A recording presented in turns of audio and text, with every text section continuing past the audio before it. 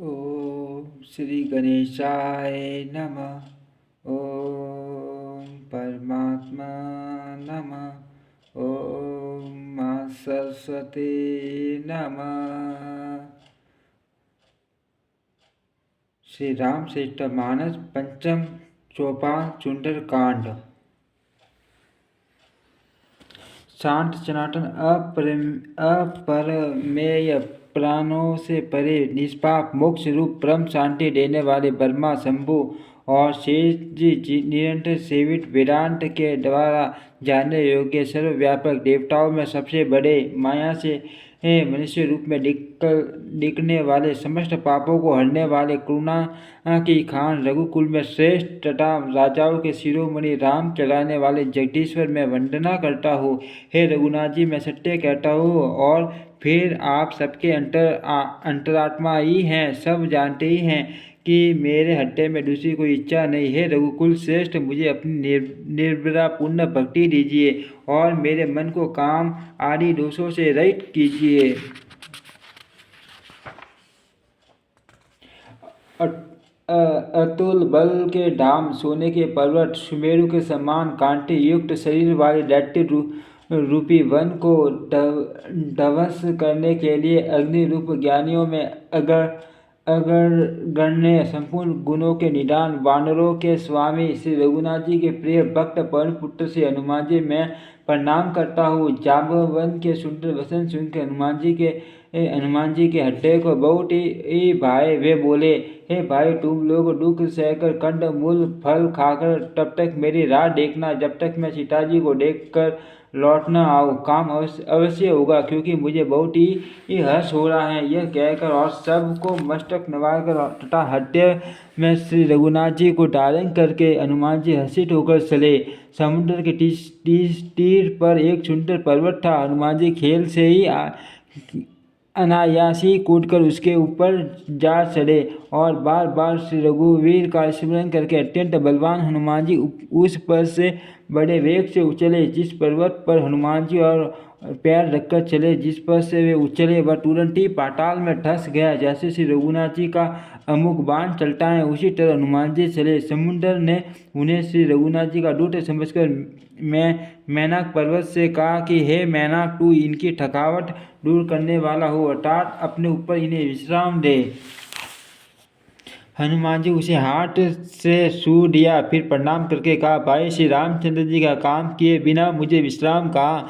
देवताओं ने पवन पुत्र हनुमान जी को जाते हुए देखा। उनके विशेष बल बुद्धि को जानने के लिए परीक्षार्थ उन्होंने सुसा नामक सर्पों की माता को भेजा। उसने आकर हनुमान जी से यह बात कही, आज देवताओं ने मुझे भोजन दिया है। मैं यह वचन सुनकर पवन कुमार हनुमान जी ने कहा श्री राम जी का कार्य करके मैं लौट आऊँ और सीता जी की खबर प्रभु को सुना दूँ, तब मैं आकर तुम्हारे मुंह में घुस जाऊंगा, तुम मुझे खा लेना। हे माता, मैं सत्य कहता हूँ, अभी मुझे जाने दे।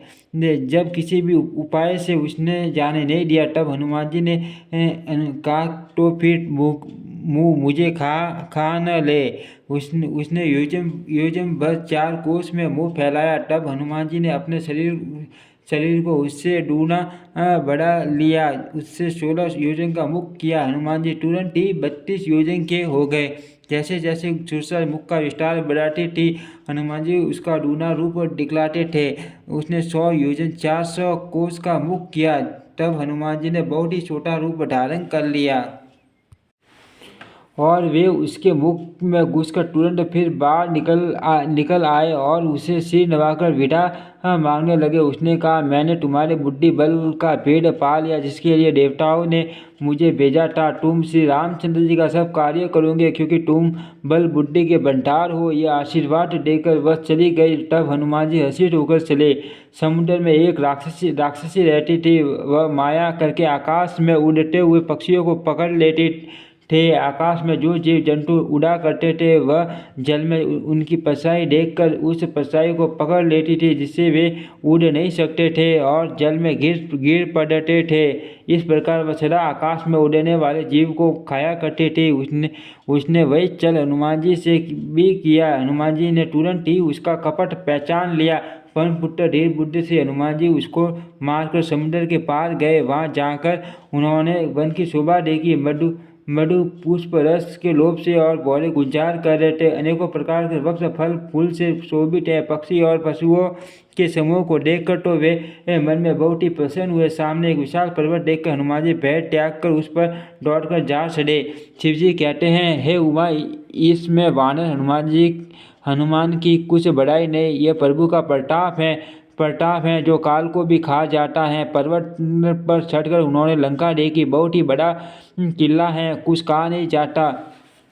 वह अत्यंत ऊंचा है। उसके चारों ओर समुद्र है। सोने के परकोटे चार दीवारी का परम प्रकाश हो रहा है। विचित्र मणियों से जड़ा हुआ सोने का परकोटा है। उसके अंदर बहुत से सुंदर सुंदर घर हैं। चौराहे, बाजार, सुंदर मार्ग और गलियां, सुंदर नगर बहुत प्रकार से सजा हुआ है। हाथी, घोड़े, खच्चरों के समूह तथा पैदल और रथों के समूह को कौन गिन सकता है। अनेक रूपों के राक्षसों के दल हैं। उनकी अत्यंत बलवती सेना वर्णन करते नहीं बनती। वन, बाग, उपवन, बगीचे, फुलवाड़ी, तालाब, कुएं और बावलियां सुशोभित हैं। मनुष्य, नाग, देवता और गंधर्वों की कन्याएं अपने सौंदर्य से मुनियों के भी मन को मोह लेती हैं। कई पर्वत के समान विशाल शरीर वाले बड़े ही बलवान पहलवान गरज रहे हैं। वे अनेकों अखाड़ों में बहुत प्रकार से भिड़ते हैं और एक दूसरे को ललकारते हैं।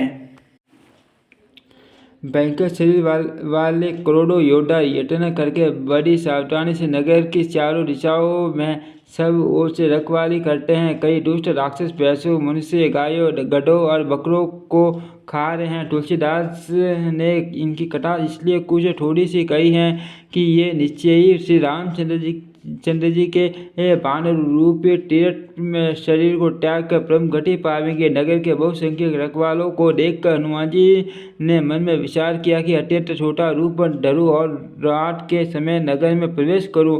हनुमान जी मच्छर के समान छोटा सा रूप धारण कर नर रूप से लीला करने वाले भगवान श्री रामचंद्र जी का स्मरण करके लंका को चले। लंका के द्वार पर लड़की नाम की एक राक्षसी रहती थी।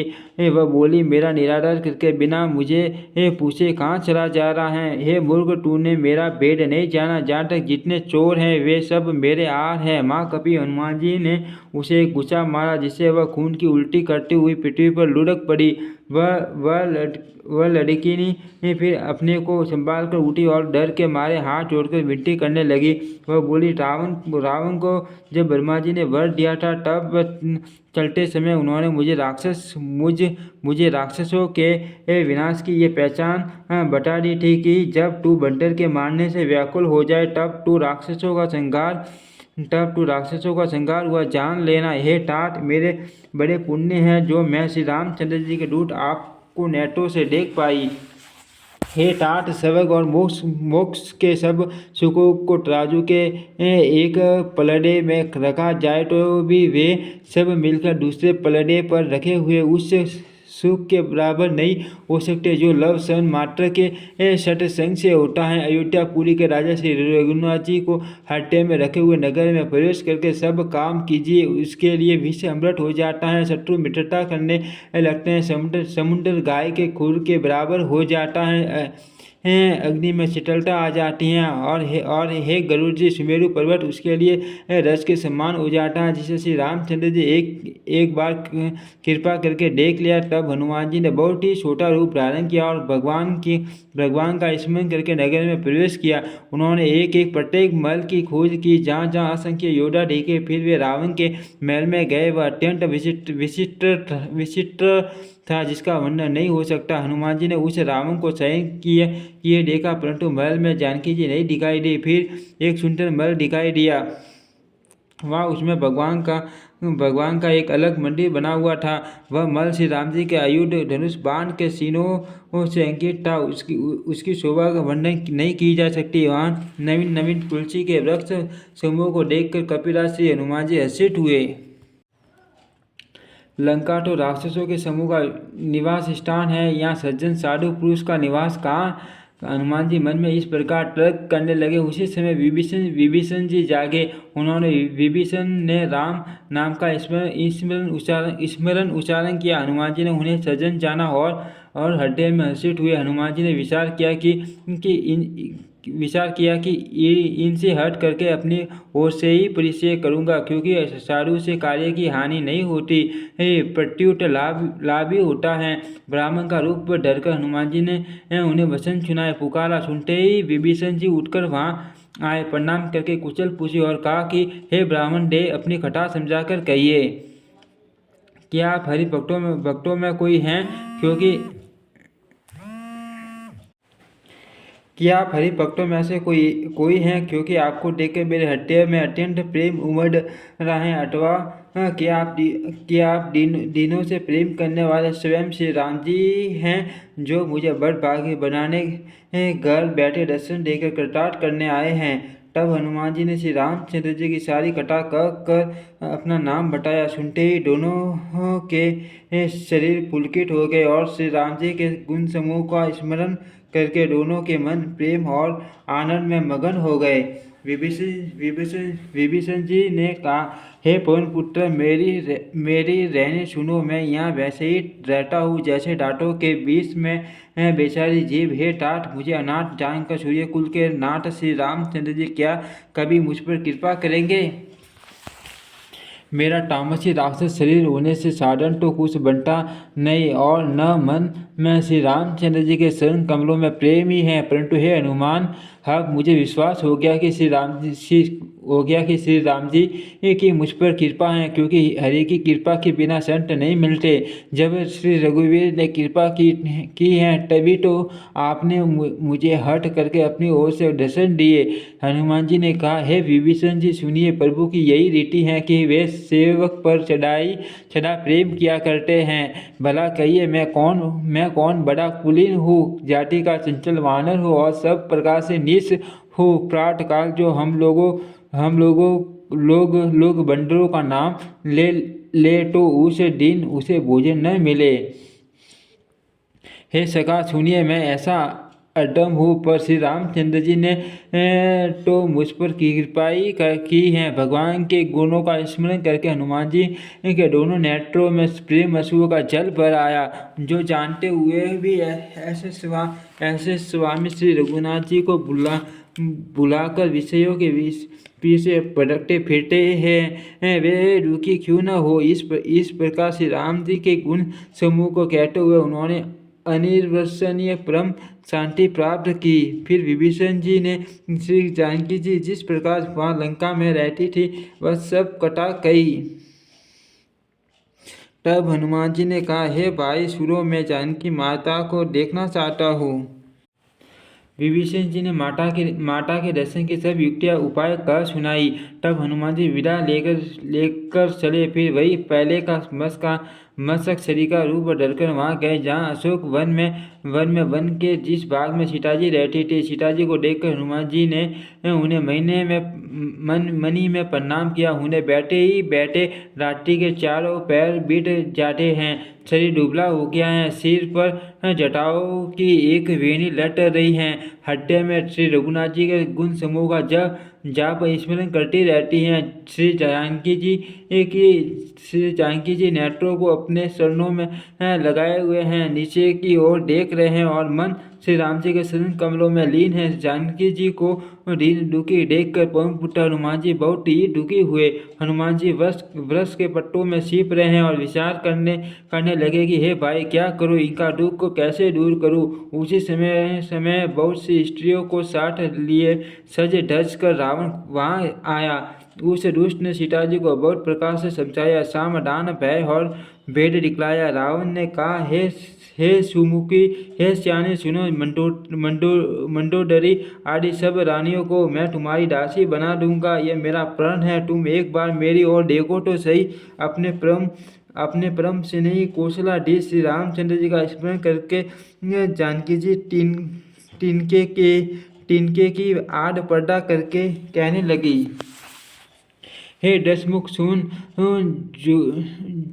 जुगनू के प्रकाश से कभी कमलिनी खिल सकती हैं। जानकी जी फिर कहती हैं तू अपने लिए भी ऐसा ऐसा ही समझ ले रे दुष्ट, तुझे श्री रघुवीर के बाण की खबर नहीं है। रे पापी मुझे छूने में हर लाया है। रे पापी तू मुझे छूने में हर लाया है। रे अधर्म निर्लज, तुझे लज्जा नहीं आती अपने को जुगनू के सम्मान और श्री रामचंद्र जी को सूर्य के सम्मान सुनकर और सीता जी के कठोर वचनों को सुनकर रावण तलवार निकालकर बड़े गुस्से में आकर बोला, सीता तूने मेरा अपमान किया है, मैं तेरा सिर इस कठोर कृपाण से काट डालूंगा, नहीं तो अब भी जल्दी मेरी बात मान ले हे सुमुखी, नहीं तो जीवन से हाथ धोना पड़ेगा। सीता जी ने कहा, हे दशग्रीव प्रभु की भुजा जो श्याम कमल की माला के समान सुंदर और हाथ की सूंड के समान पुष्ट तथा विशाल हैं, या तो तू वह भुजाई मेरे कंठ में पड़ेगी या तेरी भयानक तलवारी रे सट सुन, यही मेरा सच्चा प्रण है। सीता जी कहती है, हे चंद्रहास तलवार से रघुनाथ जी के वीर की अग्नि से उत्पन्न मेरी बड़ी भारी जलन को तू हर ले। सीता जी कहती है, हे चंद्रहास तलवार से रघुनाथ जी की वीर की अग्नि से उत्पन्न मेरी बड़ी भारी जलन को तू हर ले। हे तलवार तू शीतल तीव्र और श्रेष्ठ धारा बाटी है, अर्थात तेरी धारा ठंडी और तेज है, तू मेरे दुख के बोझ हर ले। सीता जी के ये वचन सुनते ही वह मारने दौड़ा। तब मैं दानव की पुत्री मंडोदरी ने नीति कहकर उसे समझाया। तब रावण ने सब राक्षसियों को बुलाकर कहा कि जाकर सीता जी को बहुत प्रकार से भय दिखलाओ। यदि महीने भर में यह कहा न माने तो मैं इसे तलवार निकालकर मार डालूंगा। यूँ कहकर रावण घर चला गया। यहाँ राक्षसियों के समूह बहुत से बुरे रूप धरकर सीता जी को भय दिखलाने लगे। उनमें एक त्रिजटा नाम की राक्षस थी। उसकी श्री रामचंद्र जी के चरणों में प्रीति थी और वह विवेक ज्ञान में निपुण थी। उसने सबों को बुलाकर अपना सपन सुनाया और कहा, सीता जी की सेवा करके अपना कल्याण कर लो। सपन में मैंने देखा कि एक बंदर ने लंका जला दी, राक्षसों की सारी सेना मार डाली गई। रावण नंगा है और गधे पर सवार है, उसके सिर मुंडे हुए हैं, बीचों भुजाएं कटी हुई हैं। इस प्रकार से वह दक्षिण यमपुरी की दिशा को जा रहा है और मानो लंका विभीषण ने पाई है। नगर में श्री रामचंद्र जी की दुआई फिर गई। तब प्रभु ने सीता जी को बुला भेजा। मैं पुकार कर निश्चय के साथ कहती हूँ कि यह सपन 4 कुछ ही दिनों बाद सत्य होकर रहेगा। उसके वचन सुनकर वे सब राक्षसियाँ डर गई और जानकी जी के चरणों पर गिर पड़ी। तब इसके बाद वे सब जहाँ तहाँ चली गई। सीता जी मन में सोच करने लगी कि 1 महीना बीत जाने पर निश राक्षस रावण मुझे मारेगा। सीता जी हाथ जोड़कर तेजटा से बोली, हे माता तू मेरी विपत्ति की संगिनी है, जल्दी कोई ऐसा उपाय कर जिससे मैं शरीर छोड़ सकूं। वीर ऐसा हो चला है, अब यह सहा नहीं जाता, काट लाग कर सीता बनाकर सजा दे हे माता, फिर उसमें आग लगा दे हे श्यानी, तू मेरी प्रीति को सत्य कर दे। रावण की चूल्ह के समान दुख देने वाली वाणी कानों से कौन सुने। सीता जी के वचन सुनकर त्रिजटा ने चरण पकड़कर उन्हें समझाया और प्रभु का प्रताप बल और सुयश सुनाया। उसने कहा, हे सुकुमारी सुनो, रात्रि के समय आग नहीं मिलेगी। ऐसा कहकर वह अपने घर चली गई। सीता जी मन ही मन कहने लगी, क्या करूं, विधाता ही विपरीत हो गया है, न आग मिलेगी न पीड़ा मिटेगी। आकाश में अंगारे प्रकट दिखाई दे रहे हैं पर पृथ्वी पर एक भी तारा नहीं आता। चंद्रमा अग्निमय है किंतु वह भी मानो मुझे हठ भागिनी जानकर आग नहीं बरसाता। हे अशोक वृक्ष, मेरी विनती सुन, मेरा शोक हर ले और अपना अशोक नाम सत्य कर। तेरे नए कोमल पट्टे अग्नि के समान है। अग्नि दे वीर, रोग का अंत मत कर, अर्थात वीर रोग को बढ़ाकर सीमा तक न पहुंचा। सीता जी को वीर से परम व्याकुल देखकर वह सन हनुमान जी को कल्प के समान बीता। तब हनुमान जी ने हड्डे में विचार कर सीता जी के सामने अंगूठी डाल दी। मानो अशोक ने अंगारा दे दिया। यह समझकर सीता जी ने हंसी होकर उठकर उससे हाथ में ले लिया। तब उन्होंने राम नाम से अंकित अत्यंत सुंदर एवं मनोहर अंगूठी देखी। अंगूठी को पहचान कर सीता जी आश्चर्यचकित होकर उसे देखने लगी और हर्ष तथा विचार से हड्डे में खुला उठी। वे सोचने लगी, श्री रघुनाथ जी तो सर्वथा अजय है, उन्हें कौन जीत सकता है। और माया से ऐसी माया के उपादान से सर्वथा रहित दिव्य चिन्मय अंगूठी बनाई नहीं जा सकती। सीता जी मन में अनेक प्रकार के विचार कर रही थी। इसी समय हनुमान जी मधुर वचन बोले। वे श्री रामचंद्र जी के गुणों का वर्णन करने लगे, जिनके सुनते ही सीता जी का दुख भाग गया। वे कान और मन लगाकर उन्हें सुनने लगी। हनुमान जी ने आदि से लेकर सारी कथा कह सुनाई। सीता जी बोली, जिसने कानों के लिए अमृत रूप यह सुंदर कथा कही, वह हे भाई प्रकट क्यों नहीं होता। तब हनुमान जी पास चले गए। उन्हें देखकर सीता जी फिरकर मुख फेर कर बैठ गई। उनके मन में आश्चर्य हुआ। हनुमान जी ने कहा, हे माता जानकी, मैं श्री राम जी का दूत हूँ, करुणा निदान की सच्ची शपथ करता हूँ। हे माता, यह अंगूठी मैं ही लाया हूँ। श्री राम जी ने मुझे आपके लिए यह सही दाहिनी निशानी या पहचान दी है। सीता जी ने पूछा, नर और वानर का संग कहो कैसे हुआ। तब हनुमान जी ने जैसे संग हुआ था वह सब कथा कही। हनुमान जी के प्रेम युक्त वचन सुनकर सीता जी के मन में विश्वास उत्पन्न हो गया। उन्होंने जान लिया कि यह मन वचन और कर्म से कृपा सागर श्री रघुनाथ जी का दास है। भगवान का जन सेवक जानकर अत्यंत गाढ़ी प्रीति हो गई। नेत्रों में प्रेम अश्रु का जल भर आया और शरीर अत्यंत पुलकित हो गया। सीता जी ने कहा, हे तात हनुमान, विरह सागर में डूबती हुई मुझको तुम जाज हुए। मैं बलिहारी जाती हूँ। अब छोटे भाई लक्ष्मण जी सहित घर के शत्रु सुख धाम प्रभु का कुशल मंगल कहो। श्री रघुनाथ जी तो कोमल हड्डे और कृपालु हैं। फिर हे हनुमान उन्होंने किस कारण ये निष्ठुरता धारण कर ली है। सेवक को सुख देना उनकी स्वाभाविक बान है। वे श्री रघुनाथ जी क्या कभी मेरी भी याद करते हैं। हे तात, क्या कभी उनके कोमल सावले अंगों को देखकर मेरे नेत्र शीतल होंगे। मुँह से वचन नहीं निकलता, नेत्रों में विरह के आंसुओं का जल भर आया। बड़े दुख से वे बोली, हाँ नाथ, आपने मुझे बिल्कुल ही भुला दिया। सीता जी को विरह से परम व्याकुल देखकर हनुमान जी कोमल और विनती वचन बोले, हे माता सुंदर कृपा के धाम प्रभु, भाई लक्ष्मण जी के सहित शरीर से कुशल हैं, परंतु आपके दुख से दुखी हैं। हे माता, मन में ग्लानि न मानिए, मन छोटा करके दुख न कीजिए। श्री रामचंद्र जी के हृदय में आपसे दूना प्रेम है। हे माता, आप धीरज धरकर श्री रघुनाथ जी का संदेश सुनिए। ऐसा कहकर हनुमान जी प्रेम से गद हो गए। उनके नेत्र में प्रेम आंसू का जल भर आया। हनुमान जी बोले, श्री रामचंद्र जी ने कहा है कि हे सीते, तुम्हारे वियोग में मेरे लिए सभी पदार्थ प्रतिकूल हो गए हैं। वृक्षों के नए कोमल पत्ते मानो अग्नि के समान है। रात्रि के समान है। चंद्रमा सूर्य के समान और कमलों के वन बालों के वन के समान हो गए। मेघ मानो खोलता हुआ तेल बरसाते हैं। जो हिट करने वाले थे वे ही पीड़ा देने लगे हैं। तीव्र शीतल मंद सुगंध वायु सांप के श्वास के समान जहरीली और गर्म हो गई हैं।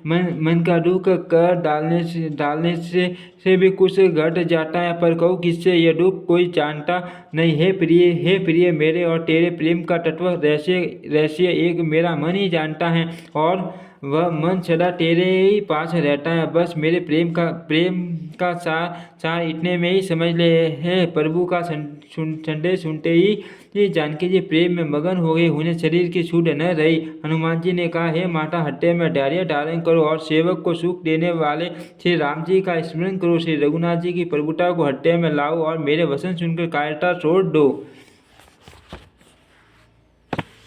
राक्षसों के समूह पतंगों के समान और श्री रघुनाथ जी के बाण अग्नि के समान है। हे माता, हृदय में धैर्य धारण करो और राक्षसों को जलाई समझो।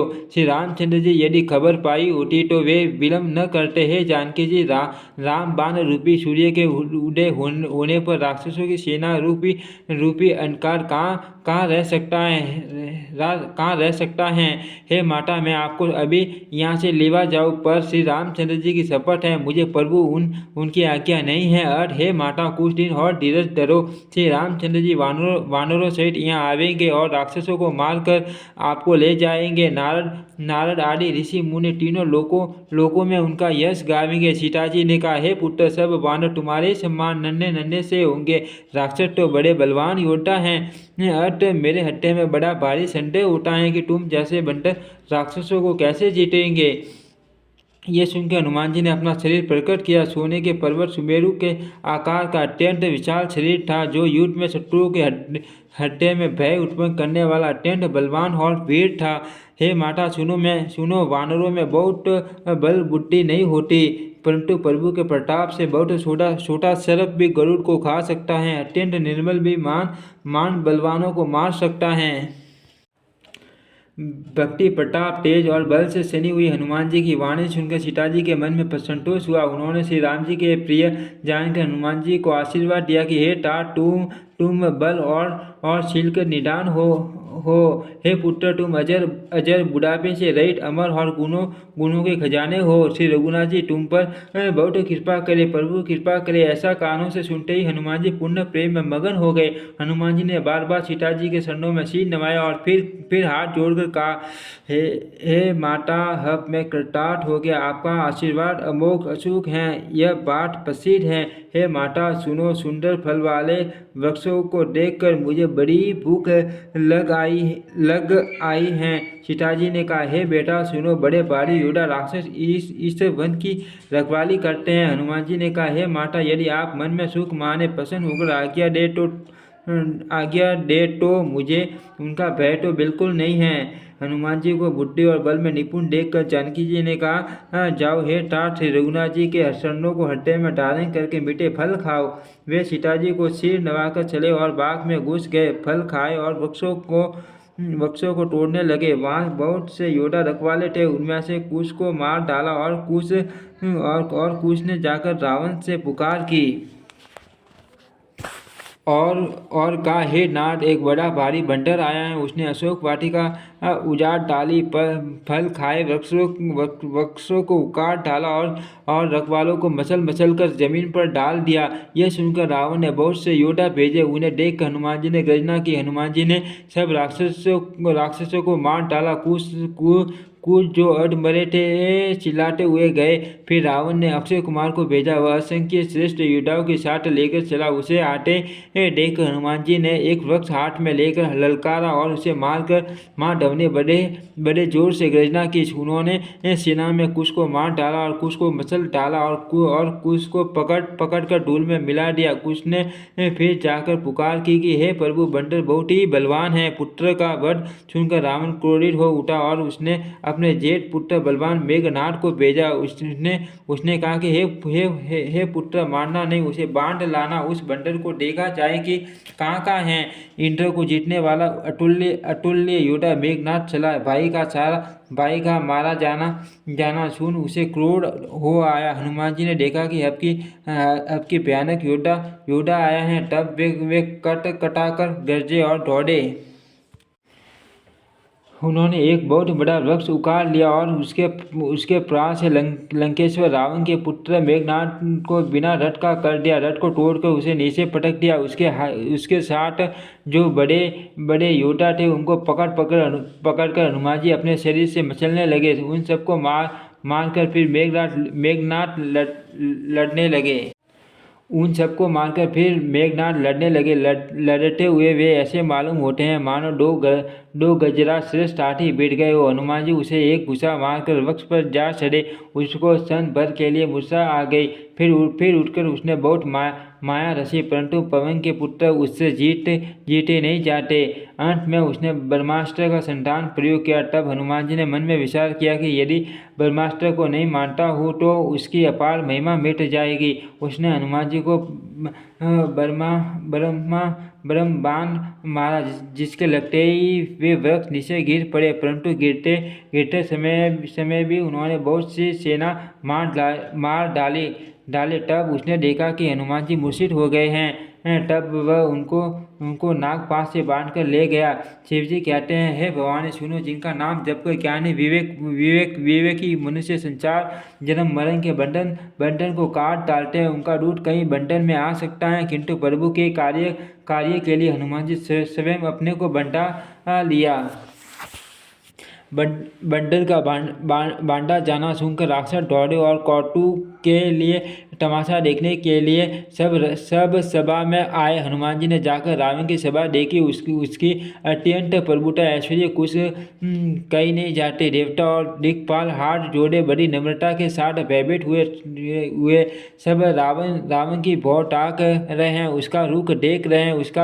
उसका ऐसा प्रताप देखकर भी हनुमान जी मन में जरा भी डर नहीं हुआ। वे ऐसे निसंग खड़े रहे जैसे सर्पों के समूह में गरुड़ निसंग निर्भय रहते हैं। हनुमान जी को देखकर रावण दुर्वसन कहता हुआ खूब हंसा, फिर पुत्र वध का स्मरण किया तो उसके हृदय में विषाद उत्पन्न हो गया। लंकापति रावण ने कहा, रे वानर, तू कौन है? किसके बल पर तूने वन को उजाड़ कर नष्ट कर डाला? क्या तूने कभी मुझे मेरा नाम और यश कानों से नहीं सुना? रे सट, मैं तुझे अत्यंत निशंक देख रहा हूँ। तूने किस अपराध से राक्षसों को मारा? रे मूर्ख, बता, क्या तुझे प्राण जाने का भय नहीं है? हनुमान जी ने कहा, हे रावण सुन, जिनका बल पाकर माया संपूर्ण ब्रह्मांडों के समूह की रचना करती है, जिनके बल से हे दस शिष्य ब्रह्मा विष्णु महेश कर्म सृष्टि का सृजन पालन और संहार करते हैं, जिनके बल से शस्त्र मुख फनों वाले शेषजी पर्वत और वन सहित समस्त ब्रह्मांड को सिर पर धारण करते हैं,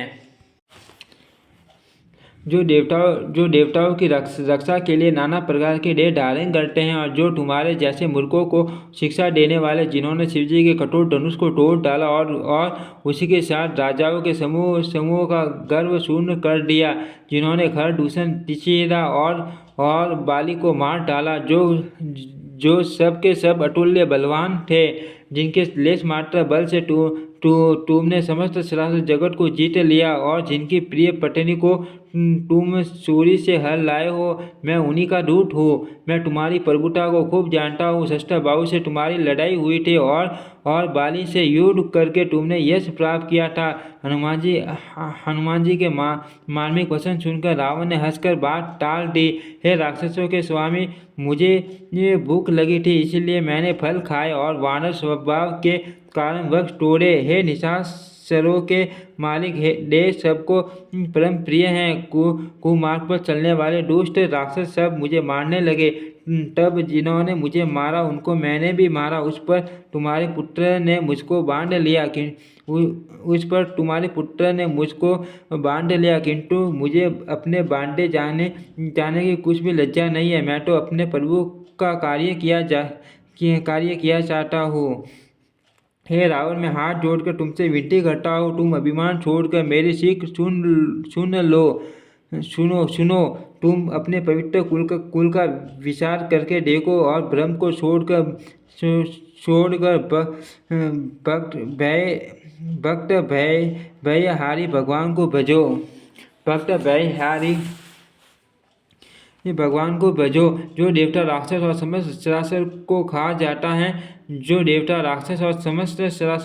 जाता है। वह काल भी जिनके डर से अत्यंत डरता है, उनसे कदापि वैर न करो और मेरे कहने से जानकी जी को दे दो। खैर के शत्रु श्री रघुनाथ जी शरणागतों के रक्षक और दया के समुद्र हैं। शरण जाने पर प्रभु तुम्हारा अपराध बुलाकर तुम्हें अपनी शरण में रख लेंगे। तुम श्री राम जी के शरण कमलों को हृदय में धारण करो और लंका का असल राज्य करो। ऋषि पुलस्त्य जी का यश निर्मल चंद्रमा के समान है, उस चंद्रमा में तुम कलंक न बनो। राम नाम के बिना वाणी शोभा नहीं पाती। मद मोह को छोड़ विचार कर देखो। हे देवताओं के शत्रु सब गहनों से सजी हुई सुंदरी स्त्री भी कपड़ों के बिना नंगी शोभा नहीं पाती।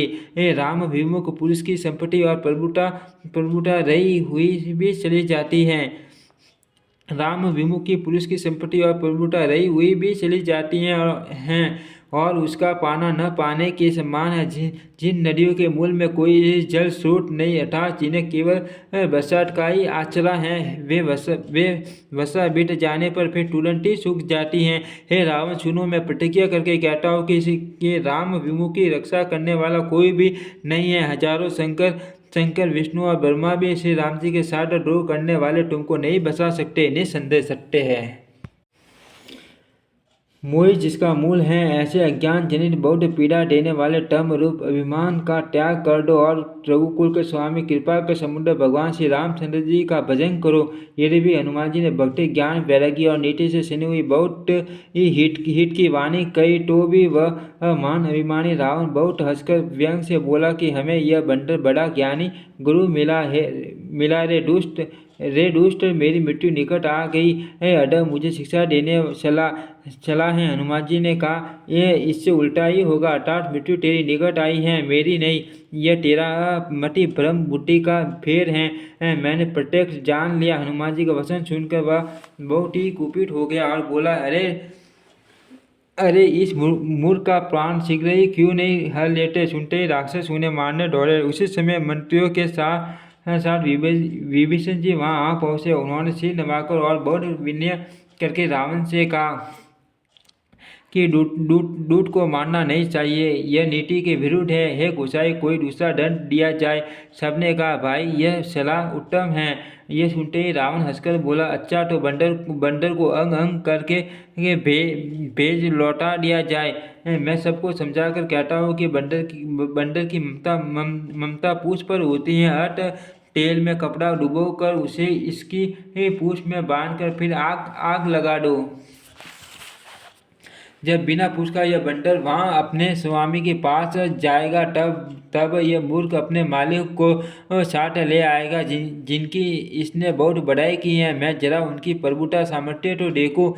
यह वचन सुनते ही हनुमान जी मन में मुस्कुराए और मन ही मन बोले कि मैं जान गया, सरस्वती इसे ऐसी बुद्धि देने में सहायक हुई है।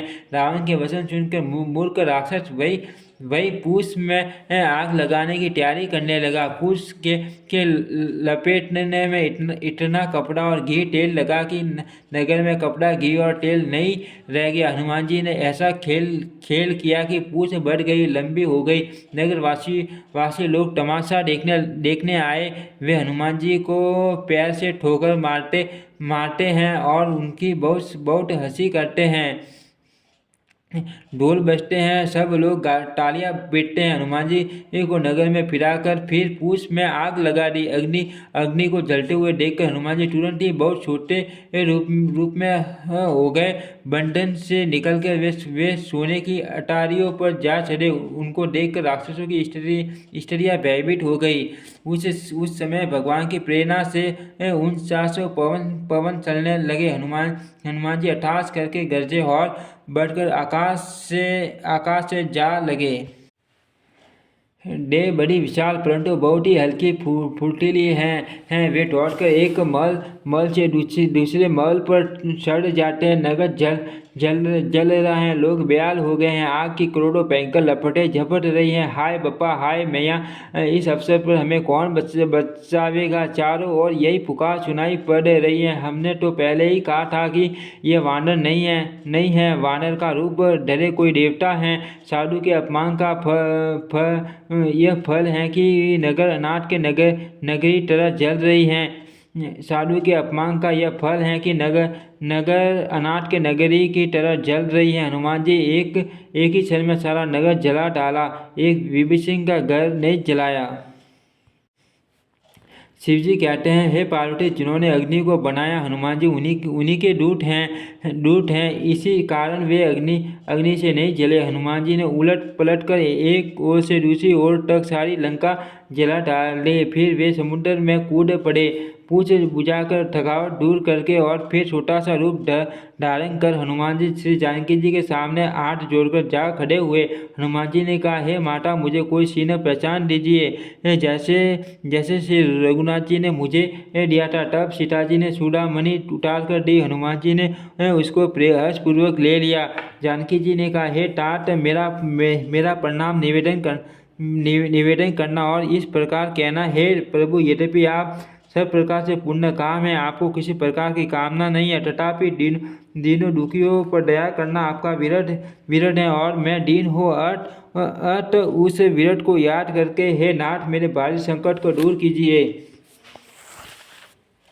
हे तात इंद्रपुत्र जयंती की घटना सुनाना और प्रभु को उनके बाण का प्रताप समझाना, स्मरण कराना। यदि महीने भर में नाथ न आए तो फिर मुझे जीती न पाएंगे। हे हनुमान, कहो मैं किस प्रकार प्राण रखूं। हे तात तुम भी अब जाने को कह रहे हो। तुमको देखकर छाती ठंडी हुई थी। फिर मुझे वही दिन और वही रात हनुमान जी ने जानकी जी को समझाकर बहुत प्रकार से धीरज दिया और उनके शरण कमलों में सिर नवाकर श्री राम जी के पास गमन किया। चलते समय उन्होंने माँ ध्वनि से भारी गर्जन किया, जिसे सुनकर राक्षसों की स्त्रियों के गर्भ गिरने लगे। समुद्र लांघकर वे इस पार आए और उन्होंने वानरों को किला शब्द हर्ष ध्वनि सुनाया। हनुमान जी को देखकर सब हर्षित हो गए और तब वानरों ने अपना नया जन्म समझा। हनुमान जी का मुख प्रसन्न है और शरीर में तेज विराजमान है, जिससे उन्होंने समझ लिया कि ये श्री रामचंद्र जी का कार्य कर आए हैं। सब हनुमान जी से मिले और बहुत ही सुखी हुए, जैसे तड़पती हुई मछली को जल मिल गया। और सब हर्षित होकर नए नए इतिहास वृत्तांत पूछते कहते हुए श्री रघुनाथ जी के पास चले। तब सब लोग मधु वन के भीतर आए और अंगद की सम्मति से सबने मधुर फल या मधु और फल खाए। सब रखवाले बरसने लगे। तब घुसों की मारते ही सब रखवाले भाग छूटे। उन सब ने जाकर पुकारा कि युवराज अंगद वन उजाड़ रहे हैं। यह सुनकर सुग्रीव हर्षित हुए कि वानर प्रभु का कार्य कर आए हैं। यदि सीता जी खबर न पाई होती तो क्या वे मधु वन के फल खा सकते थे। इस प्रकार राजा सुग्रीव वन में विचार कर ही रहे थे कि समाज सहित वानर आ गए। सबने आकर सुग्रीव के चरणों में सिर नवाया। कबीरदास सुग्रीव सभी से बड़े प्रेम के साथ मिले। उन्होंने कुशल पूछे। तब वानरों ने उत्तर दिया आपके शरणों के दर्शन से सब कुशल हैं। श्री राम जी की कृपा से विशेष कार्य हुआ, कार्य में विशेष सफलता हुई। हे नाथ, हनुमान ने ही सब कार्य किया और सब वानरों के प्राण बचा लिए। ये सुनकर सुग्रीव जी हनुमान जी से फिर मिले और सब वानरों समेत श्री रघुनाथ जी के पास चले। तब सब लोग मधु वन के भीतर आए और अंगद की सम्मति से सबने मधुर फल या मधु और फल खाए।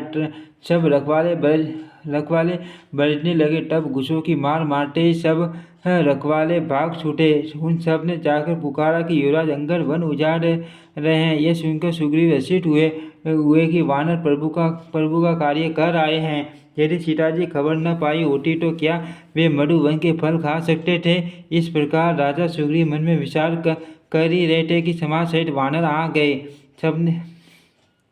सबने आकर सुग्रीव के चरणों में सिर नवाया। कपिराज सुग्रीव सभी से बड़े प्रेम के साथ मिले। उन्होंने कुशल पूछी। तब वानरों ने उत्तर दिया कि आपके चरणों के दर्शन से सब कुशल हैं। श्री राम जी की कृपा से विशेष कार्य हुआ, कार्य में विशेष सफलता हुई। हे नाथ, हनुमान ने ही सब कार्य किया और सब वानरों के प्राण बचा लिए। यह सुनकर सुग्रीव जी हनुमान जी से फिर मिले और सब वानरों समेत श्री रघुनाथ जी के पास चले।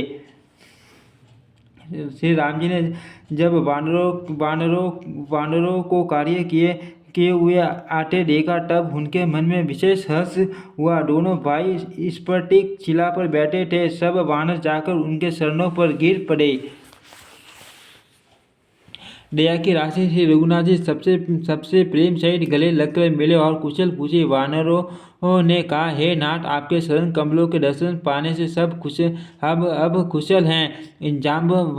जाम्बवान ने कहा, हे रघुनाथ जी सुनिए। हे नाथ, जिस पर आप दया करते हैं उसे सदा कल्याण और निरंतर कुशल हैं। देवता मनुष्य और मुनि सभी उस पर प्रसन्न रहते हैं। वही विजय है, वही विनय है और वही गुणों का समुद्र बन जाता है। उसी का सुंदर यश तीनों लोकों में प्रकाशित होता है। प्रभु की कृपा से सब कार्य हुआ। आज जन्म सफल हो गया। हे नाथ, परम पुत्र हनुमान ने जो करने की उसका हजार मुखों से भी वर्णन नहीं किया जा सकता। तब जाम्बवान ने हनुमान जी के सुंदर चरित्र कार्य कार्य श्री रघुनाथ जी को सुनाए। वे चरित्र सुनने पर कृपा निधान श्री रामचंद्र जी के मन को बहुत ही अच्छे लगे। उन्होंने हर्षित होकर हनुमान जी को फिर हृदय से लगा लिया और कहा, हे तात, कहो सीता किस प्रकार रहती और अपने प्राणों की रक्षा करती है। हनुमान जी ने कहा, आपका नाम रात दिन पहरा देने वाला है। आपका ध्यान ही कीवांट है। नेत्रों को अपने चरणों में लगाए रहती हैं। यही ताला लगा है कि प्राण जाए तो किस मार्ग से चलते समय उन्होंने मुझे चूड़ामणि उतार कर दी। श्री रघुनाथ जी ने उसे लेकर हृदय से लगा लिया। हनुमान जी ने फिर कहा, हे नाथ, दोनों नेत्रों में जल भरकर जानकी जी ने मुझे कुछ वचन कहे। छोटे भाई समेत प्रभु के चरण पकड़ना और कहना कि आप दीन बंधु हैं, शरणागत के दुखों को हरने वाले हैं और मैं मन वचन और कर्म से आपके शरणों की अनुरागिनी हूँ। फिर स्वामी, आपने मुझे किस अपराध से त्याग दिया? हाँ हाँ, एक दोष मैं अपना अवश्य मानती हूँ कि आपका वियोग होते ही मेरे प्राण नहीं चले गए। किंतु हे नाथ, ये तो नेत्रों का अपराध है जो प्राणों के निकलने में हठपूर्वक बाधा देते हैं। वीर अग्नि है, शरीर रुई है और श्वास पवन है। इस प्रकार अग्नि और पवन का संयोग होने से यह शरीर क्षण मात्र में जल सकता है, परंतु नेत्र अपने हित के लिए प्रभु का स्वरूप देखकर सुखी होने के लिए जल आंसू बरसाते हैं, जिससे वीर की आग से भी देह जलने नहीं पाती। सीता जी की विपत्ति बहुत बड़ी है। हे दीन दयालु, वह बिना ही कई अच्छी है। कहने से आपको बड़ा क्लेश होगा। हे करुणा निदान, उनका एक पल कल्प के समान मिटता है। अर्थ, हे प्रभु, तुरंत चलिए और अपनी भुजाओं के बल से दुष्टों के दल को जीतकर सीता जी को ले आइए। सीता जी का दुख सुनकर प्रसूख के धाम प्रभु के कमल नेत्रों में जल भर आया और वे बोले, मन वचन और शरीर से जिससे मेरी गति मेरा ही आश्रय है, उसे क्या सपन में भी विपत्ति हो सकती है?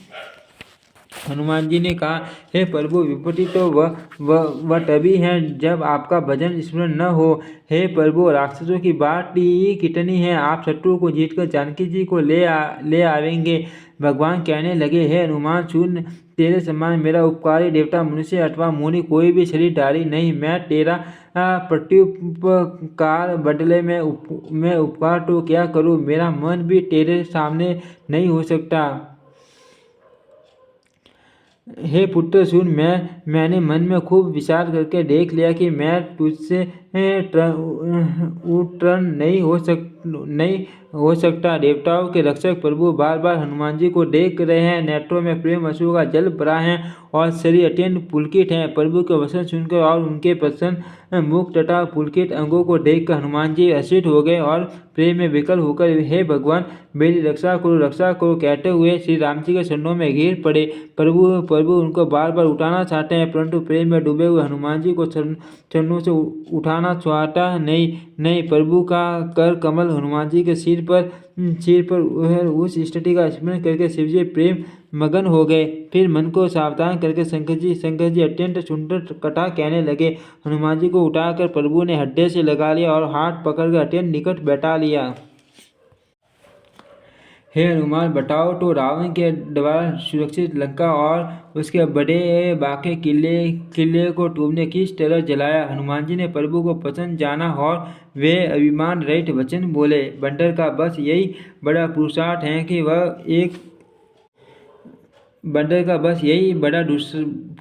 कि वह एक डाल से दूसरी डाल पर चला जाता है। मैंने जो समुद्र लांघकर सोने का नगर जलाया और राक्षस गणों को मारकर अशोक वन को उजाड़ डाला, यह सब तो हे श्री रघुनाथ जी, आप ही का प्रताप है। नाथ, इसमें मेरी प्रभुता बढ़ाई कुछ भी नहीं है। हे प्रभु, जिस पर आप प्रसन्न हो उसके लिए कुछ भी कठिन नहीं। आपके प्रभाव से रुई जो स्वयं बहुत जल्दी जल जाने वाली वस्तु है बड़वान को निश्चय ही चला सकती है।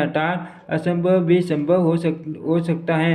हे नाथ, मुझे अत्यंत सुख देने वाली अपनी निश्चल भक्ति कृपा करके दीजिए। हनुमान जी की अत्यंत सरल वाणी सुनकर हे भवानी, तब प्रभु श्री रामचंद्र जी ने एक वस्तु ऐसा ही हो कहा, हे उमा, जिसने श्री राम जी का स्वभाव जान लिया, उसे भजन छोड़कर दूसरी बात ही नहीं छुआती। यह स्वामी सेवक का स्वभाव जिसके हृदय में आ गया, वही श्री रघुनाथ जी के शरणों की भक्ति पा गया। प्रभु के वचन सुनकर वानर गण कहने लगे, कृपालु आनंद कंठ श्री राम जी की जय हो, जय हो, जय हो। तब श्री रघुनाथ जी ने कपिराज सुग्रीव को बुलाया और कहा, चलने की तैयारी करो, अब विलंब किस कारण किया जाए। वानरों को तुरंत आज्ञा दो। भगवान की यह लीला रावण वध की तैयारी देखकर बहुत से फूल बरसाकर और हर्षित होकर देवता आकाश से अपने को लोक को चले। वानर राज सुग्रीव ने शीघ्र ही वानरों को बुलाया। सेनापतियों के समूह आगे वानर भालुओं के झुंड अनेक रंगों के हैं और उनमें अतुल्य बल हैं। वे प्रभु के शरण कमलों में सिर नवाते हैं। मान बलवान ऋष और वानर गरज रहे हैं। श्री राम जी ने वानरों की सारी सेना देखी, तब कमल नेत्रों ने कृपा पूर्वक उनकी ओर दृष्टि डाली। राम की कृपा का बल पाकर श्रेष्ठ वानर मानव पंख वाले बड़े पर्वत हो गए हैं। तब श्री राम जी ने हर्षित होकर प्रस्थान कूच किया। अनेक सुंदर और शुभ शकुन हुए, जिनकी कीर्ति सब मंगलों से पुण्य है। उनके प्रस्थान के समय शकुन होना यह नीति है, लीला की मर्यादा है। प्रभु का प्रस्थान जानकी जी ने भी जान लिया। उनके भाई अंग फटक कर मानो कह देते हैं कि श्री राम जी आ रहे हैं। जानकी जी को जो शकुन होते हैं वही रावण के लिए अब शकुन हुए। सेना चली उसका वर्णन कौन कर सकता है। असंख्य वानर और भालू गर्जना कर रहे हैं।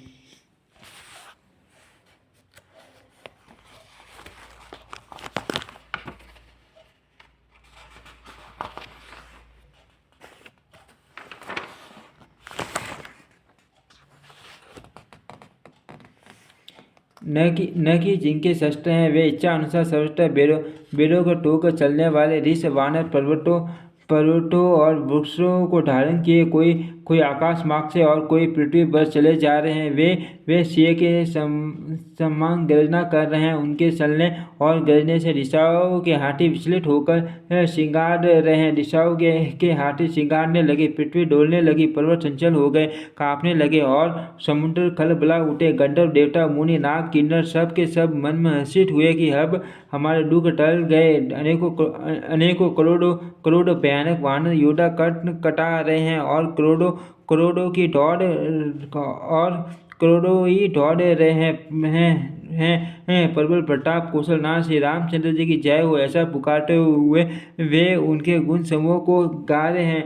उदार ब्रह्म श्रेष्ठ एवं महान सर्पराज शेषी भी सेना को बोझ नहीं सह सकते। वे बार बार मोहित हो जाते हैं, घबरा जाते हैं और पुनः कच्छप की कठोर पीठ को दांतों से पकड़ लेते हैं। ऐसा करते हैं अर्थात बार बार दांतों को गड़ाकर कच्छप की पीठ पर लकीर से खींचते हुए वे कैसे शोभा दे रहे हैं, मानो श्री रामचंद्र जी की सुंदर प्रस्थान यात्रा को परम सुहावनी जानकर उसकी अचल पवित्र कथा को सर्पराज शेषी कच्छप की पीठ पर लिख रहे हो। इस प्रकार कृपा निधान श्री राम जी समुद्र तट पर जा उतरे। अनेकों ऋष वानर वीर जहाँ तहाँ फल खाने लगे। वहाँ लंका में जब से हनुमान जी लंका को जलाकर गए, तब से राक्षस भयभीत रहने लगे। अपने अपने घरों में सब विचार करते हैं कि अब राक्षस कुल की रक्षा का कोई उपाय नहीं है। जिसके रूठ का बल वर्णन नहीं किया जा सकता, उसके स्वयं नगर में आने पर कौन भलाई है। हम लोगों की बड़ी बुरी दशा होगी। दूतियों से नगरवासियों के वचन सुनकर मंडोदरी बहुत ही व्याकुल हो गई। वह एकांत में हाथ जोड़कर पति रावण के चरणों में लगी और नीति रस में पकी हुई वाणी बोली, हे प्रियतम, श्री हरि से विरोध छोड़ दीजिए। मेरे कहने को अत्यंत हित कर जानकर हृदय में धारण कीजिए। जिनके दूत की करने का विचार करते ही स्मरण आते ही राक्षसों की स्त्रियों के गर्भ गिर जाते हैं। हे प्यारे स्वामी, यदि भला चाहते हैं तो अपने मंत्री को बुलाकर उसके साथ में उनकी स्त्रियों को भेज दीजिए। सीता आपके कुल रूपी कमलों के वन को दुख देने वाले जोड़े की रात्रि के समान आई है। हे नाथ, सुनिए, सीता जी के दिए लौटाए बिना शंभु और बर्मा के किए भी ये आपका भला नहीं हो सकता। श्री राम जी के बाण सर्पों के समूह के समान है और राक्षसों के समूह मेंढक के समान। जब तक वे इन्हें ग्रस्त नहीं लेते, निगल नहीं जाते, तब तक हट छोड़कर उपाय कर लीजिए।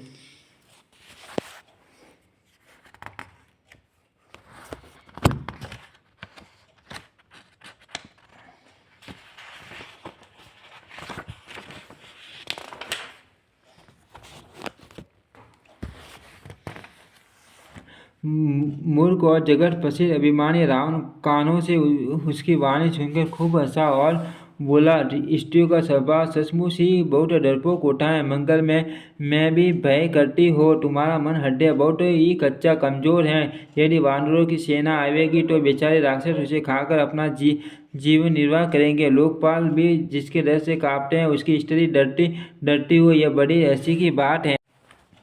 रावण ने ऐसा कहकर हंसकर उसे हत्थे से लगा लिया और ममता बढ़ाकर अधिक स्नेह दर्शाकर वह सभा में चला गया। मंडोदरी हत्थे में चिंता करने लगी कि पति पर विधाता प्रतिकूल हो गए।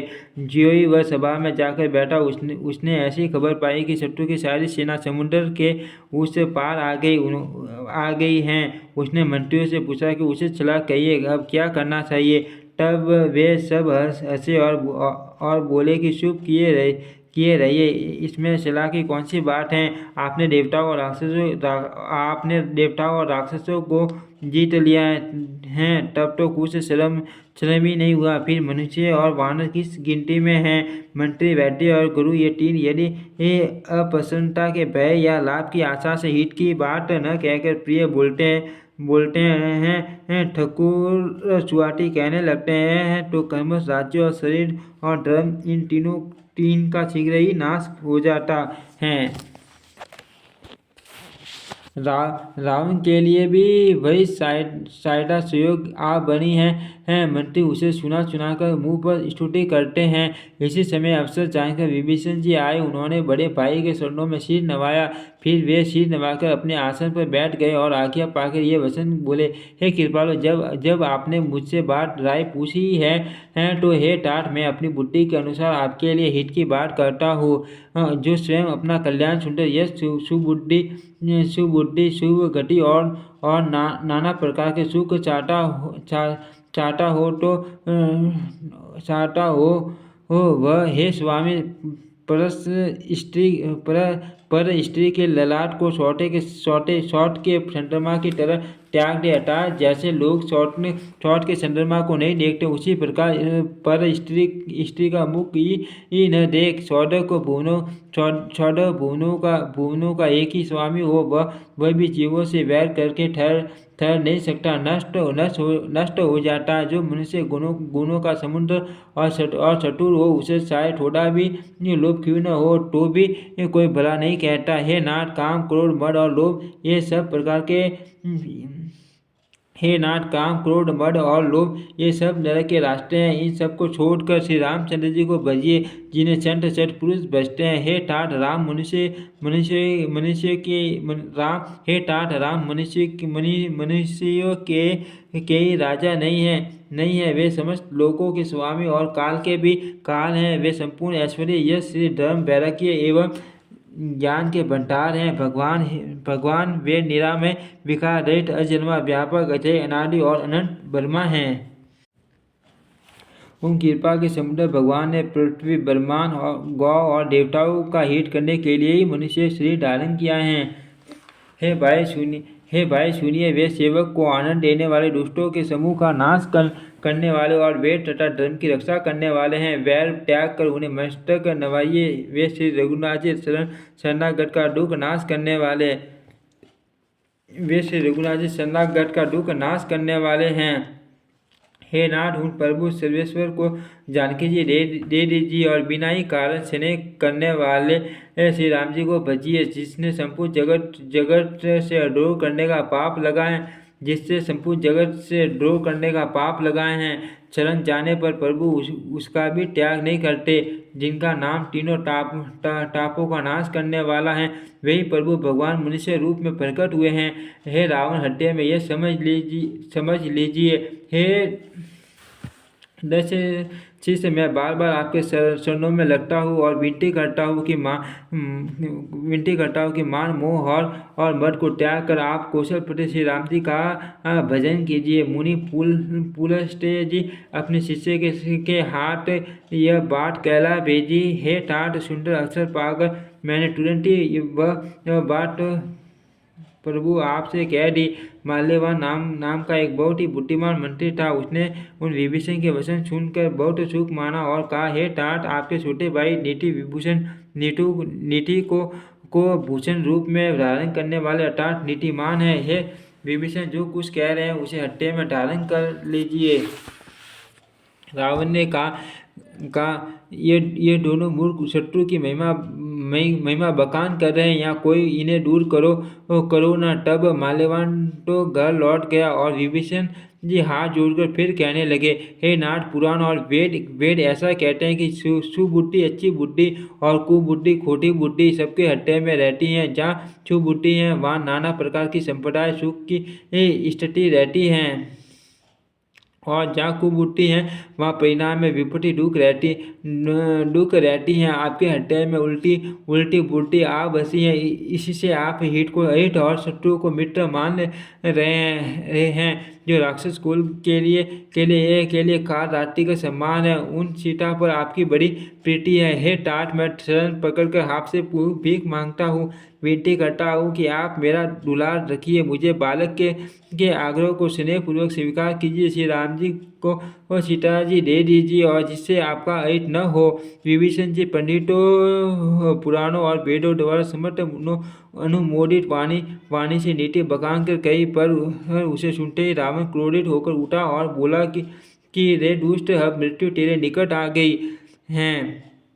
अरे मूर्ख, तू जीता तो है सदा मेरे चिल्लाया हुआ, अर्थात मेरे ही अंश से पल रहा है। पर हे मूढ़ पक्ष, तुझे शत्रु का ही अच्छा लगता है। अरे दुष्ट, बता न, जगत में ऐसा कौन है जिसे मैंने अपनी भुजाओं के बल से न जीता हो। मेरे नगर में रहकर प्रेम करता है। तपस्वियों पर मूर्ख उन्हीं से जा मिले और उन्हीं को नीति बता। ऐसा कहकर रावण ने उन्हें लात मारी, परंतु छोटे भाई विभीषण ने मारने पर भी बार बार उसके शरण ही पकड़े। शिवजी कहते हैं, हे उमाशंकर की यही बड़ाई महिमा है कि वे बुराई करने पर भी बुराई करने वाले की भलाई करते हैं। विभीषण जी ने कहा, आप मेरे पिता के समान हैं, मुझे मारा सो तो अच्छा ही किया, परंतु हे नाथ, आपका भला श्री राम जी को भजने में ही हैं।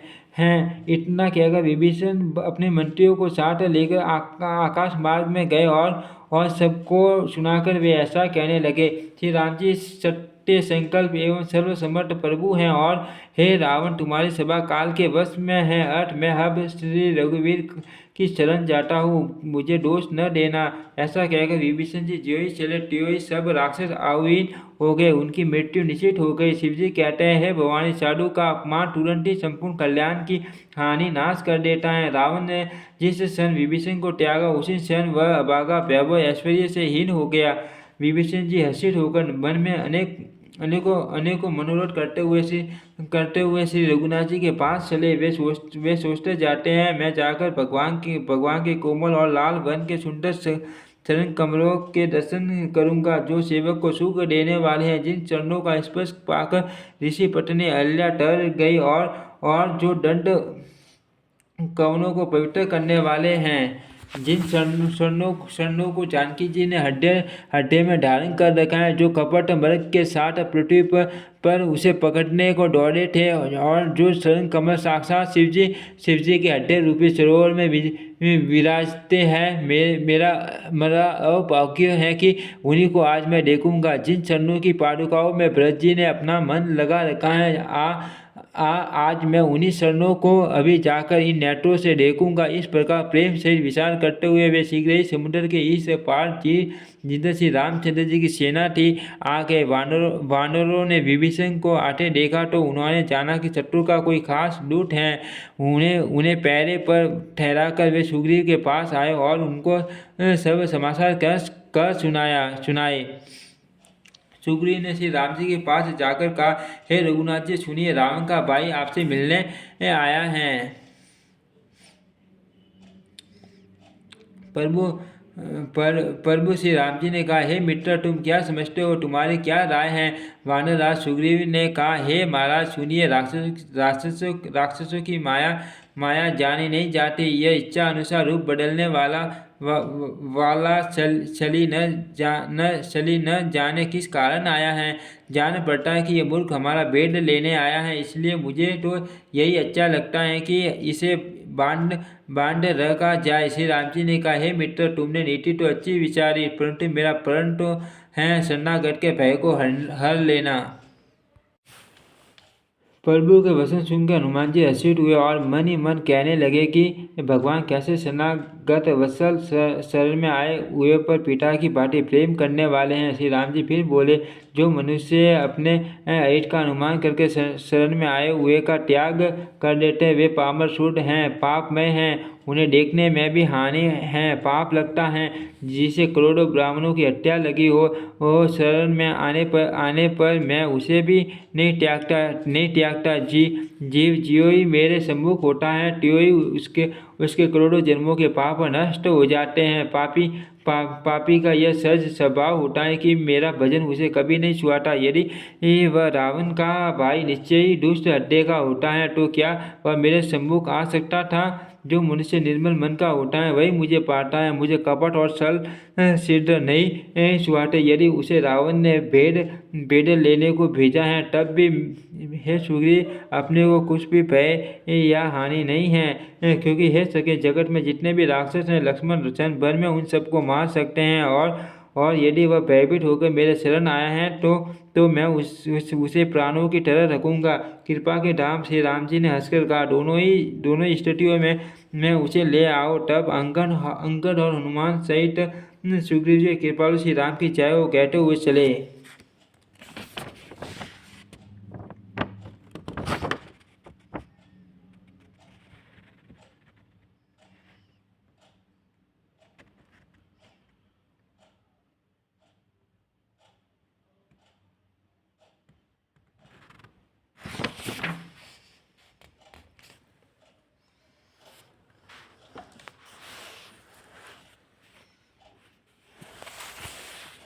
विभीषण जी को आदर से आगे करके वानर फिर वहां चले जहाँ करुणा निदान की खान श्री रघुनाथ जी थे। नेत्रों को आनंद का दान देने वाले अत्यंत सुखद दोनों भाइयों को विभीषण जी ने दूरी से देखा। फिर शोभा के धाम श्री राम जी को देखकर वे पलक मारना रोककर ठिठक कर स्तब्ध होकर एक टक देखते ही रह गए। भगवान की विशाल भुजाएं हैं, लाल कमल के समान नेत्र हैं और शरणागत के भय का नाश करने वाला सांवला शरीर है। शीघ्र से कंठे हैं, विशाल वक्ष स्थल, चौड़ी छाती अत्यंत शोभा दे रहा है। असंख्य कामदेव को मन को मोहित करने वाला मुख है। भगवान के स्वरूप को देखकर विभीषण जी के नेत्रों में प्रेम अश्रु का जल भर आया और शरीर अत्यंत पुलकित हो गया। फिर मन में धीरज धरकर उन्होंने कोमल वचन कहे, हे नाथ, मैं 10 मुख रावण का भाई हूँ। हे देवताओं के रक्षक, मेरा जन्म राक्षस कुल में हुआ है। मेरा तामसी शरीर है, स्वभाव से ही मुझे पाप प्रिय है। जैसे उल्लुओं को अंधकार सहज स्नेह होता है मैं कानों से आपका सूर्य सुनकर आया हूँ कि प्रभु भव जन्म जन्म मरण के भय का नाश करने वाले हैं। हे दुखियों के दुख दूर करने वाले और शरणागतों को सुख देने वाले श्री रघुवीर, मेरी रक्षा कीजिए। प्रभु ने उन्हें ऐसा कहकर दंडवत करते देखा तो वे अत्यंत हर्षित होकर तुरंत उठे और विभीषण जी को दीन वचन सुनने पर प्रभु के मन को बहुत ही भाई। उन्होंने अपनी विशाल भुजाओं से पकड़कर उनको हृदय से लगा लिया। छोटे भाई लक्ष्मण जी सहित गले मिलकर उनको अपने पास बैठाकर श्री राम जी भक्तों के भय को हरने वाले वचन बोले। हे लंकेश परिवार सहित अपनी कुशल कहो, तुम्हारा निवास बुरी जगह पर है। दिन रात दुष्टों की मंडली में बसते हो। ऐसी दशा में हे सके तुम्हारा धर्म किस प्रकार निपटा है। मैं तुम्हारी सब रीति आचार व्यास जानता हूँ। तुम अत्यंत नीतिपूर्ण हो। तुम्हें अनीति नहीं छुआती। हे तात, नरक में रहना वरन अच्छा है, परंतु विधाता दुष्ट का संग कभी न देना। विभीषण जी ने कहा, हे रघुनाथ जी, हम आपके चरणों का दर्शन कर कुशल से हो। जो आपने अपना सेवक जानकर मुझ पर दया की है, तब तक जीवन की कुशल नहीं और न सपन में भी उसके मन को शांति है, जब तक वह शोक के घर काम विषय कामनाओं को छोड़कर श्री राम जी को नहीं बचता। लोभ मोह मत्सर दाह मद और मान आदि अनेकों दुष्ट तभी तक गड्ढे में बसते हैं, जब तक कि धनुष बाण और कर्म में तरकस धारण किए हुए श्री रघुनाथ जी हड्डे में बसते हैं। ममता पुण्य अंधेरी रात है, जो राग द्वेष रूपी उल्लू को सुख देने वाली है। वह ममता रूपी रात्रि तभी तक जीवन के मन में बसती है, जब तक प्रभु आपका प्रताप रूपी सूर्य उदय नहीं होता। हे श्री राम जी, आपके शरणार्थ विंटन के दर्शन कर अब मैं कुशल से हो। मेरे भारी भय मिट गए। हे कृपालु, आप जिस पर अनुकूल होते हैं, उसे तीनों प्रकार के भवशूल आध्यात्मिक आदि दैविक और आदि भौतिक ताप नहीं व्यापते। मैं अत्यंत नीच स्वभाव का राक्षस हूँ। मैंने कभी शुभ आचरण नहीं किया, जिनका रूप मुनियों के भी ध्यान में नहीं आता। उन प्रभु ने स्वयं हर्षित होकर मुझे हृदय से लगा लिया। हे कृपा और सुख के पुंज श्री राम जी, मेरा अत्यंत असीम सौभाग्य है जो मैंने ब्रह्मा और शिवजी के द्वारा सेवित युगल शरण कमलों को अपने नेत्रों से देखा। श्री राम जी ने कहा, हे सखा, सुनो, मैं तुम्हें अपना स्वभाव कहता हूँ, जिसे काक भूषण शिवजी और पार्वती जी भी जानती हैं। कोई मनुष्य संपूर्ण जड़ चेतन जगत का द्रोही हो, यदि वह भी भयभीत होकर मेरे चरण रख कर आ जाए और मद और मोह। श्री राम जी ने कहा, हे सखा सुनो, मैं तुम्हें अपना स्वभाव कहता हूँ, जिसे काक भूषण शिवजी और पार्वती जी भी जानती हैं। कोई मनुष्य संपूर्ण जड़ चेतन जगत का द्रोही हो, यदि वह भी भयभीत होकर मेरे चरण तक कर आ जाए और मद और मोह तथा नाना प्रकार के छल कपट त्याग दे, तो मैं उसे बहुत शीघ्र साधु के सम्मान कर देता हूँ। माता पिता भाई पुत्र स्त्री शरीर धन घर मित्र और परिवार, इन सब के मम तव रूपी टागों को बटोर कर और उन सब की एक डोरी बट कर उसके द्वारा जो अपने मन को मेरे चरणों में बांध देता है, सारे सांसारिक संबंधों का केंद्र मुझे बना लेता है। जो समदर्शी है, जिसे कुछ इच्छा नहीं और जिसके मन में हर्ष शोक और भय नहीं है, ऐसा सज्जन मेरे हृदय में कैसे बसता है, जैसे लोभी के ऐसा सज्जन मेरे हड्डे में कैसे बसता है, जैसे लोभी के हड्डे में धर्म बसा करता है। तुम श्री के संत ही मुझे प्रिय है। मैं और किसी के न्योरे से कर्त ज्ञात वश देह धारण नहीं करता। जो सगुण साकार भगवान के उपासक हैं, दूसरों के हित में लगे रहते हैं, नीति और नियमों में ढूंढ और जिन्हें ब्राह्मणों के चरणों में प्रेम है, वे मनुष्य मेरे प्राणों के समान है। हे लंकापति, सुनो, तुम्हारे अंदर उपयुक्त सब गुण है, इससे तुम मुझे अत्यंत ही प्रिय हो। श्री राम जी का वचन सुनकर सब वानरों के समूह कहने लगे, कृपा के समूह श्री राम जी की जय हो। प्रभु की वाणी सुनते हैं और उसे कानों के लिए अमृत जानकर विभीषण जी अगाटे अगाटे नहीं हैं। वे बार बार श्री राम जी के चरण कमलों को पकड़ते हैं। अपार प्रेम है, हृदय में समाता नहीं है। विभीषण जी ने कहा, हे देव, हे सरासर जगत के स्वामी, हे शरणागत के रक्षक, हे सबके हृदय के भीतर की जानने वाले, सुनिए। मेरे हृदय में पहले कुछ वासना थी, वह प्रभु के शरणों की फटी रूपी नदी में बह गई। अब तो हे कृपालु शिव जी के मन को सदैव प्रिय लगने वाली अपनी पवित्र भक्ति मुझे दीजिए।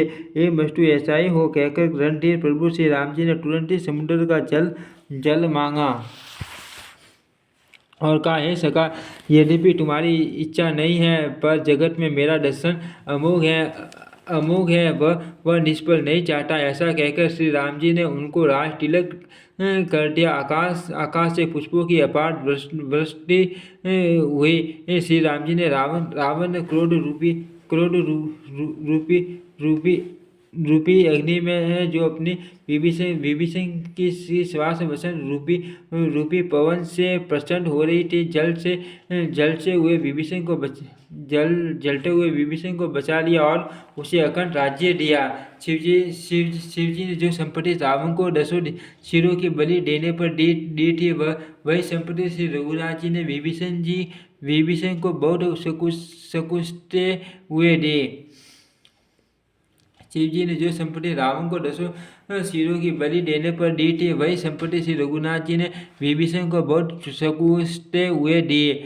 ऐसे परम कृपालु प्रभु को छोड़कर जो मनुष्य दूसरे को भजते हैं, वे बिना सिंह के पूछ के पशु हैं। अपना सेवक जानकर विभीषण को श्री राम जी ने अपना लिया। प्रभु का स्वभाव वानर कुल के मन को बहुत भाया। फिर सब कुछ जानने वाले, सबके हृदय में बसने वाले, स्वरूप सब रूपों में प्रकट, सबसे रहित, उदासीन, कारण भक्तों पर कृपा करने के लिए मनुष्य बने हुए तथा राक्षसों के कुल का नाश करने वाले श्री राम जी नीति की रक्षा करने वाले वचन बोले, हे वीर वानरराज सुग्रीव और लंकापति विभीषण, सुनो, इस गहरे समुद्र को किस प्रकार पार किया जाए। अनेक जाति के मगर, सांप और मछलियों से भरा हुआ यह अत्यंत अथाह समुद्र पार करने में सब प्रकार से कठिन है। विभीषण जी ने कहा, हे रघुनाथ जी, सुनिए। यद्यपि आपका एक बाण ही करोड़ों समुद्रों को सोखने वाला है, सोख सकता है, तथापि नीति ऐसी कही गई है। उचित यह होगा कि यह पहले जाकर समुद्र से प्रार्थना की जाए। हे प्रभु, समुद्र आपके कुल में बड़े पूर्वज हैं। वे विचार कर उपाय बतला देंगे। तब ऋष और वानरों की सारी सेना बिना ही परिश्रम के समुद्र के पार उतर जाएगी। श्री राम जी ने कहा, हे सखा, तुमने अच्छा उपाय बताया, यही किया जाए। यदि देव सहायक हो। ये सलाह लक्ष्मण जी के मन को अच्छी नहीं लगी। श्री राम जी के वचन सुनकर तो उन्होंने बहुत ही दुख पाया। लक्ष्मण जी ने कहा, हे नाथ, देव का कौन भरोसा। मन में क्रोध कीजिए, ले आइए और समुद्र को चुका डालिए। यह देव तो कायर के मन का एक आधार तसल्ली देने का उपाय है। आलसी लोग ही देव पुकारा करते हैं। यह सुनकर श्री रघुवीर हंसकर बोले, ऐसे ही करेंगे, मन में धीरज रखो। ऐसा कहकर छोटे भाइयों को समझाकर प्रभु श्री रघुनाथ जी समुद्र के समीप गए। उन्होंने पहले सिर नवाकर प्रणाम किया, फिर किनारे पर कुछ बिछाकर बैठ गए। इधर ज्यों ही विभीषण जी प्रभु के पास आए थे, त्यों ही रावण ने उनके पीछे दूत भेजे थे। कपट से वानर का शरीर धारण कर उन्होंने सब लीलाएं देखी। वे अपने हृदय में प्रभु के गुणों की और शरणागत पर उनके स्नेह की सराहना करने लगे। फिर वे प्रकट रूप में भी अत्यंत प्रेम के साथ श्री राम जी के स्वभाव की बड़ाई करने लगे। उन्हें दूढ़ा कपट वेश भूल गया। तब वानरों ने जाना कि ये शत्रु के दूत हैं, और वे उन सबको बांध कर सुग्रीव के पास ले आए। सुग्रीव ने कहा, सब वानरों सुनो, राक्षसों के अंग अंग भंग करके भेज दो। सुग्रीव के वचन सुनकर वानर दौड़े। दूतों को बांधकर उन्होंने सेना के चारों ओर घुमाया। वानर उन्हें बहुत तरह से मारने लगे। वे दीन होकर पुकारते, फिर भी वानरों ने उन्हें नहीं छोड़ा। तब दूतों ने पुकार कर कहा, जो हमारे नाक कान काटेगा उसे कौशलाधीश श्री राम जी की सौगंध है। यह सुनकर लक्ष्मण जी ने सबको निकट बुलाया। उन्हें बड़ी दया लगी। इससे हंसकर उन्होंने राक्षसों को तुरंत ही छुड़ा दिया और उनसे कहा, रावण के हाथ में यह चिट्ठी देना और कहना, हे कुल घातक लक्ष्मण के शब्दों से संदेश को बासो। फिर उस मूर्ख से जबानी यह मेरा उदार कृपा से भरा हुआ संदेश कहना कि सीता जी को देखकर उनसे श्री राम जी से मिलो, नहीं तो तुम्हारा काल आ गया समझो। लक्ष्मण जी के चरणों में मस्तक नवाकर श्री राम जी के गुणों की कथा वर्णन करते हुए दूत तुरंत ही चल दिए। श्री राम जी का यश कहते हुए वे लंका में आए और उन्होंने रावण के चरणों में सिर नवाए। दशमुख रावण ने हंसकर बात पूछी और अरे शूक, अपनी कुशल क्यों नहीं कहता। फिर उस विभीषण का समाचार सुना, मृत्यु जिसके अत्यंत निकट आ गई है। मूर्ख ने राज्य करते हुए लड़ाकों को त्याग दिया। अभागा हब जौ का कीड़ा गुण बनेगा। जौ के साथ जैसे गुण भी पीस जाता है, वैसे ही नर वानरों के साथ वह भी मारा जाएगा। फिर भालू और वानरों की सेना का हाल कह जो कठिन काल की प्रेरणा से यहाँ चली आई हैं और जिनके जीवन का रक्षक कोमल चित्त वाला बेचारा समुद्र बन गया है। अर्थात उनके और राक्षसों के बीच में यदि समुद्र न होता तो अब तक राक्षस उन्हें मारकर खा गए होते। फिर उन तपस्वियों की बात बता जिनके हृदय में मेरा बड़ा डर है। उनसे तेरी भेंट हुई या वे कानों से मेरा सूर्य सुनकर ही लौट गए। शत्रु सेना का तेज और बल बताता क्यों नहीं। तेरा शीत बहुत ही सकित भौशंका सा हो रहा है। दूतों ने कहा, हे नाथ, आपने जैसे कृपा करके पूछा है वैसे ही क्रोध छोड़कर मेरा कहना मानिए। मेरी बात पर विश्वास कीजिए। जब आपका छोटा भाई श्री राम जी से जाकर मिला तब उसके पहुँचते श्री राम जी ने उसको राज तिलक कर दिया। अब हम रावण के दूत हैं। ये कानों से सुनकर वानरों ने हमें बांधकर बहुत कष्ट दिए, यहाँ तक कि वे हमारे नाक कान काटने लगे। श्री राम जी की शपथ दिलाने पर कहीं उन्होंने हमको छोड़ा। हे नाथ, आपने श्री राम जी की सेना पूछी सो वह तो 100 करोड़ मुखों से भी वर्णन नहीं की जा सकती। अनेकों रंगों के भालू और वानरों की सेना है जो भयंकर मुख वाले विशाल शरीर वाले और भयानक है। जिसने नगर को जलाया और आपके पुत्र अक्षय कुमार को मारा, उसका बल तो सब वानरों में थोड़ा है। असंख्य नामों वाले बड़े ही कठोर और भयंकर योद्धा हैं। उनमें असंख्य हाथियों का बल है और वे बड़े ही विशाल हैं। डवीड मयर नील नल अंगद घर विकटता से डटीमुख केसरी निषद शर्ट और जांबवान, ये सभी बल की राशि हैं। ये सब वानर बल में सुग्रीव के समान और इनके जैसे एक दो नहीं करोड़ों हैं। उन बहुत सौ को गिन ही कौन सकता है। श्री राम जी की कृपा से उनमें अतुल्य बल है। वे तीनों लोगों को तृण के समान तुच्छ समझते हैं। हे दशग्रीव, मैंने कानों से ऐसा सुना है कि 18 पंचाल तो अकेले वानरों के सेनापति हैं। हे नाथ, उस सेना में ऐसा कोई वानर नहीं जो आपको रण में न जीत सके। सबके सब अत्यंत क्रोध से हाथ मिचते हैं पर श्री रघुनाथ जी उन्हें आज्ञा नहीं देते। हम मछलियों और सांपों सहित समुद्र को सोख लेंगे, नहीं तो बड़े बड़े पर्वतों से उसे भरकर पूर्ण पाट देंगे और रावण को मसलकर ढोल में मिला देंगे। सब वानर ऐसे ही वचन कह रहे हैं, सब सज ही निडर हैं, इस प्रकार गरजते हैं और झपटते हैं मानो लंका को निगल ही जाना चाहते हैं। सब वानर भालू सहज ही शूरवीर हैं, फिर उनके सिर पर प्रभु सर्वेश्वर श्री राम जी हैं। हे रावण, वे संग्राम में करोड़ों काल को जीत सकते हैं। श्री रामचंद्र जी के तेज सामर्थ्य, बल और बुद्धि की अधिकता को लाखों शेष भी नहीं गा सकते। वे एक ही बाण से सैकड़ों समुद्र को सूख सकते हैं, परंतु नीति पूर्ण श्री राम जी ने नीति की रक्षा के लिए आपके भाई से उपाय पूछा। उनके आपके भाई के वचन सुनकर वे श्री राम जी समुद्र से राह मांग रहे हैं। उनके मन में कृपा भरी है, इसलिए वे उसे सूखते नहीं।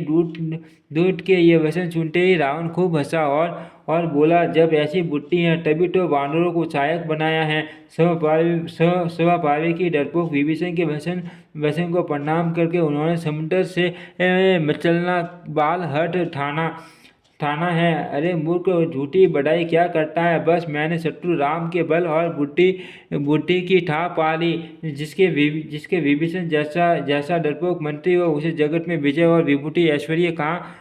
दुष्ट रावण के वचन सुनकर दूत को क्रोध बढ़ आया। उसने मौका समझकर पत्रिका निकाली और कहा, श्री राम जी के छोटे भाई लक्ष्मण ने यह पत्रिका दी है। हे नाथ, इसे बसवाकर साठी ठंडी कीजिए। रावण ने हंसकर उसे बाएं हाथ से लिया और मंत्री को बुलवाकर वह मूर्ख उसे बचाने लगा। पत्रिका में लिखा था, अरे मूर्ख, केवल बातों से ही मन को रिझाकर अपने कुल को नष्ट भ्रष्ट न कर। श्री राम जी से विरोध करके तू विष्णु, ब्रह्मा और महेश की शरण जाने पर भी नहीं बचेगा। या तो अभिमान छोड़कर अपने छोटे भाई विभीषण की भांति प्रभु के चरण कमलों का भ्रमर बन जा, अथवा रे दुष्ट, श्री राम जी के बाण रूपी अग्नि में परिवार सहित पटिंगा हो जा। दोनों में से जो अच्छा लगे सो कर। पत्रिका सुनते ही रावण मन में भयभीत हो गया, परंतु मुख से ऊपर से मुस्कुराता हुआ वह सबको सुनाकर कहने लगा, जैसे कोई पृथ्वी पर पड़ा हुआ हाथ से आकाश को पकड़ने की चेष्टा करता हो, वैसे ही ये छोटा तपस्वी लक्ष्मण वाग्वी लाश करता है, डिंग हाँकता है। सुखदूत ने कहा, हे नाथ, अभिमानी स्वभाव को छोड़कर इस पत्र में लिखी सब बातों को सत्य समझिए। क्रोध छोड़कर मेरा वचन सुनिए। हे नाथ, श्री राम जी से वैर त्याग दीजिए। यद्यपि श्री रघुवीर समस्त लोगों के स्वामी है, पर उनका स्वभाव अत्यंत ही कोमल है। मिलते ही प्रभु आप पर कृपा करेंगे और आपका एक भी अपराध वे हत्या में नहीं रखेंगे। जानकी जी, श्री रघुनाथ जी को दे दीजिए। हे प्रभु, इतना कहना मेरा कीजिए। जब उस दूत ने जानकी जी को देने के लिए कहा, तब दुष्ट रावण ने उसको लात मारी। वह भी विभीषण जी की भांति चरणों में सिर नवाकर वहीं चला जहाँ कृपा सागर श्री रघुनाथ जी थे। प्रणाम करके उसने अपनी कथा सुनाई और श्री राम जी की कृपा से अपनी गति मुनि का स्वरूप पाई। शिव जी कहते हैं, हे भवानी, वह ज्ञानी मुनि था, अगस्त्य ऋषि के शाप से राक्षस हो गया था। बार बार श्री राम जी के चरणों की वंदना करके वह मुनि अपने आश्रम को चला गया। इधर 3 दिन बीत गए, किंतु जड़ समुद्र विनय नहीं मानता। तब श्री राम जी क्रोध सहित बोले, बिना भय के प्रीति नहीं होती। हे लक्ष्मण, धनुष बाण लाओ, मैं अग्नि बाण से समुद्र को सोख डालूं।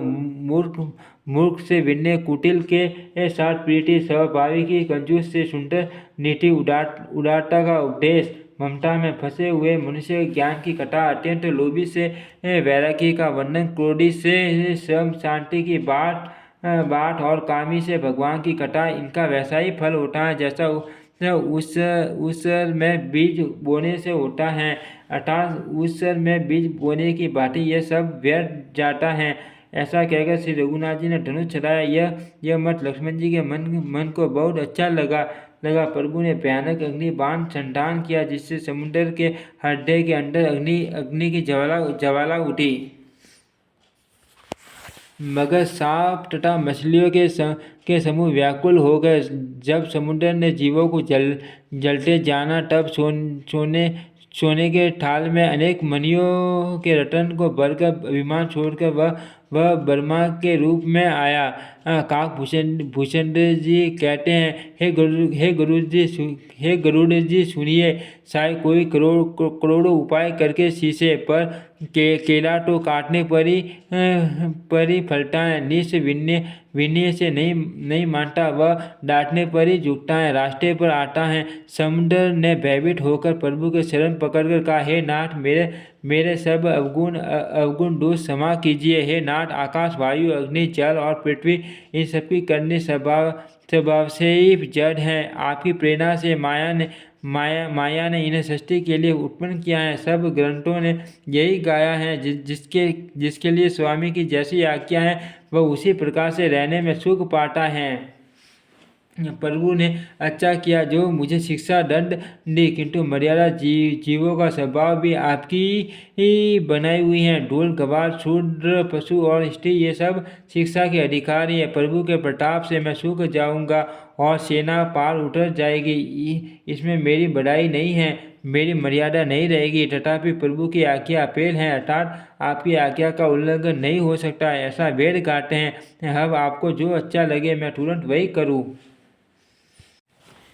समुद्र के अत्यंत विनीत वचन सुनकर कृपालु श्री राम जी ने मुस्कुराकर कहा, हे तात, जिस प्रकार वानरों की सेना पार उतर जाए वह उपाय बताओ। समुद्र ने कहा, हे नाथ, नील और नल दो वानर भाई हैं। उन्होंने लड़कपन में ऋषि से आशीर्वाद पाया था। उनके स्पर्श कर लेने से ही भारी भारी पहाड़ भी आपके प्रताप से समुद्र पर तैर जाएंगे। मैं भी प्रभु की प्रभुता को हड्डे में डालेंगे, अपने बल के अनुसार जहाँ तक मुझसे बन पड़ेगा सहायता करूँगा। हे नाथ, इस प्रकार समुद्र को बढ़ाइए जिससे तीनों लोक में आपका सुंदर यश गाया जाए। इस बाण से मेरे उत्तर तट पर रहने वाले पाप के राशि दुष्ट मनुष्य का वध कीजिए।